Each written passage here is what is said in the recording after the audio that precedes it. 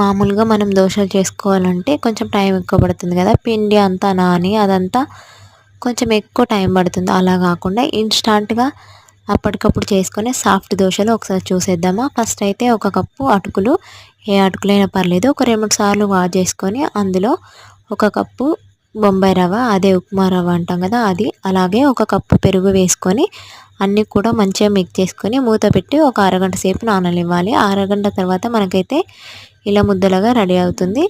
ఇప్పుడు దీన్ని మిక్సీ జార్లోకి తీసుకొని కొన్ని వాటర్ వేసుకొని ఇలా దోశ బ్యాటర్ వచ్చేలాగా మిక్సీ పెట్టుకోవాలి. ఇప్పుడు పిండి అంతా కూడా మిక్సీ పట్టుకున్న తర్వాత ఇప్పుడు అందులోకి సరిపడంత ఉప్పు, ఒక స్పూన్ వంట సోడా వేసుకొని అంతా మంచిగా కలిపేసుకొని దోశ ప్యాన్కి కొంచెం ఆయిల్ రాసుకొని ఈ దోశలు అయితే వేసుకోవడమే. మరీ పెద్దగా వేస్తే మనకు తిప్పడానికి రాదు, అందుకే కొంచెం సెట్ దోశలాగా వేసుకున్నామంటే సరిపోతుంది. పైన కొంచెం ఆయిల్ వేసుకొని రెండో వైపు తిప్పుకుంటే